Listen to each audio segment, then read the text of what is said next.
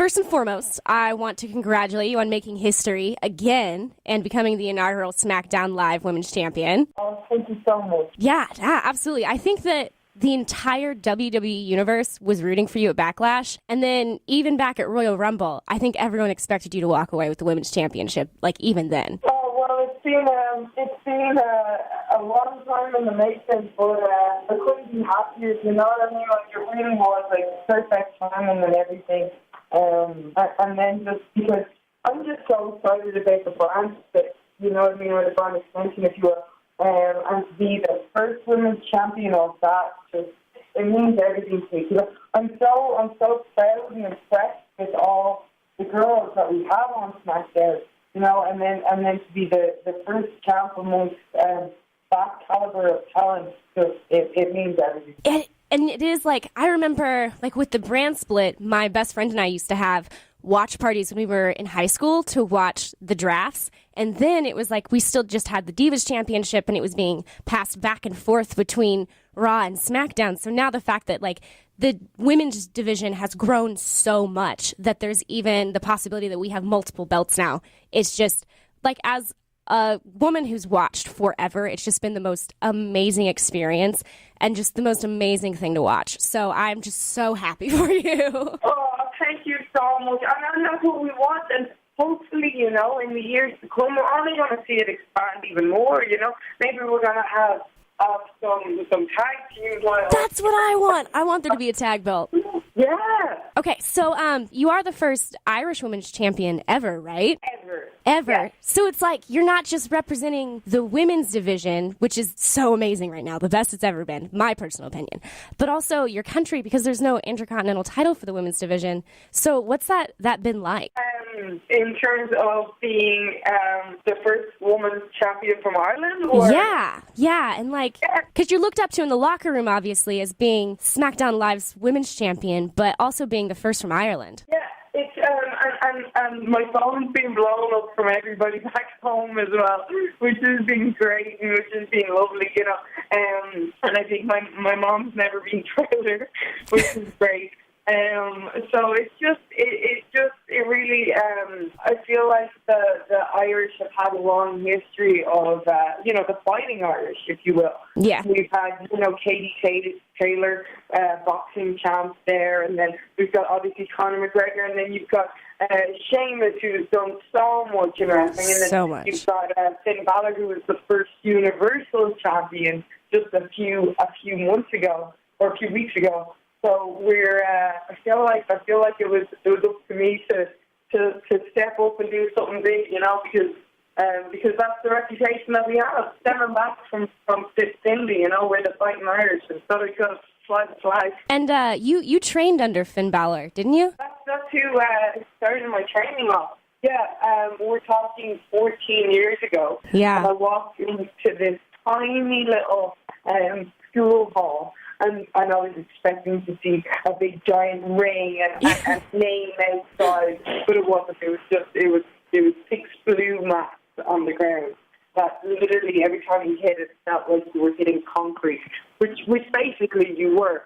And that was how we started. But to think that a lot of talent has come out of that tiny little gym in Bray, County Wicklow in Ireland. I don't know if you've even heard of it. Been being announced from there. No. It's incredible. But then you guys ended up in NXT at roughly the same time. And it was really like especially when NXT started being broadcast and like Triple H started this really huge developmental program in NXT. It's like this new wave of talent came up and just to take over the WWE. And it's like everyone started working harder and training harder. And you guys have been working so hard for years. So my question is, like, when you were in NXT, did you guys know, like, you and Finn and Bayley and Sasha and Charlotte and everyone, did you know that you were going to cause such an impact then on the WWE brand now? Well, that was always the goal, and that was the hope. And you know, I think you've always, you know, you're not human unless you've got just a tiny bit of doubt in your mind. It's like, you know, you'll question yourself and you go, you know, are we going to be able to achieve this? Like, certainly for me, when I was coming up, I wanted to change the name of divas back to women or superstars. And so that was the goal, and it's like, will we do it? You know, there was always that question, but you kept working towards it. You keep working, and it happened. And that was always what I wanted, and I just, what I hear sometimes at autograph signings and stuff like that, which makes such an impact on me, is some people, especially a lot of girls will come up and, or guys will come up with their girlfriends and like, oh, you're the reason that my girlfriend's watching wrestling now, and that just means everything to me, because there was a few people like that got me back into watching wrestling. One of them being Lita. Mm-hmm. When I look at her and I go, oh, I can relate to her. She's cool. And I kind of want to be like her, you know. Yeah. And so I when I hear that means everything to me, because that's what it's about. It's about, you know, growing the fan base and getting so many people more interested in what we're doing, and getting people excited about watching wrestling.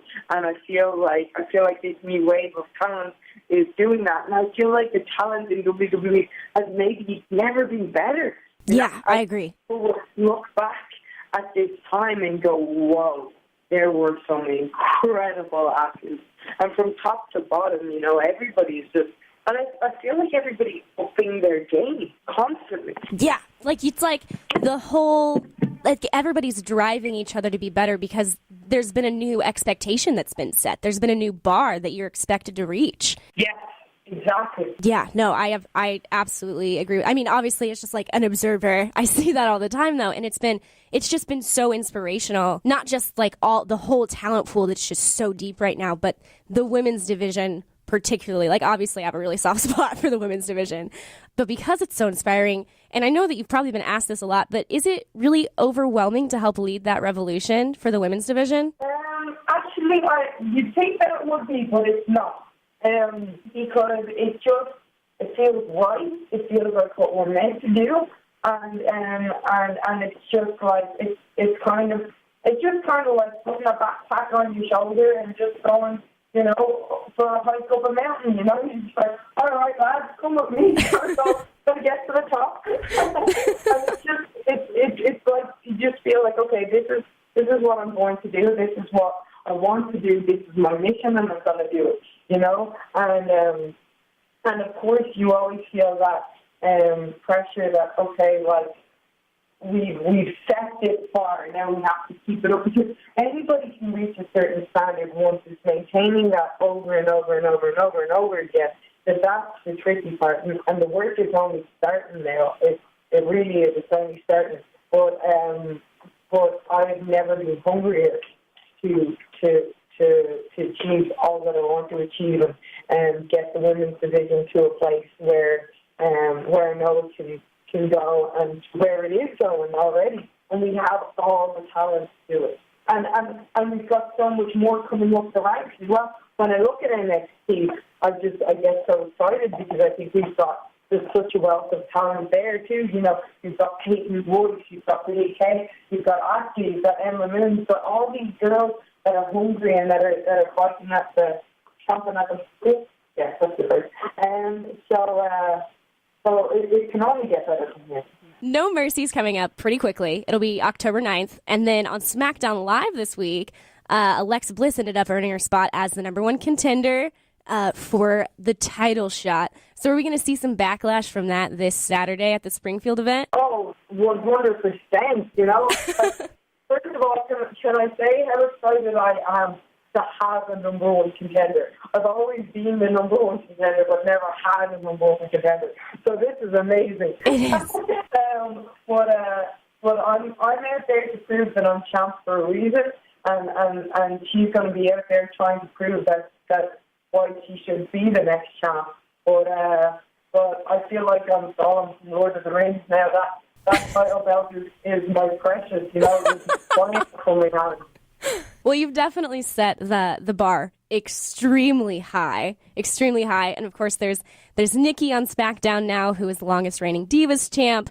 But I mean, as the inaugural SmackDown Live Women's Champion, obviously, like you're just this bar is set so high. So Alexa Bliss is obviously going to have to work really hard. But I don't want to keep you any longer than I have already. But thank you so much for taking the time out to chat with me today. And there you have it, the girl that is straight fire, the Irish lass kicker, and your first ever SmackDown Live Women's Champion, Becky Lynch. You can see her and your other favorite superstars this Saturday night at JQH Arena. I am Flash with 104.7 The Cave.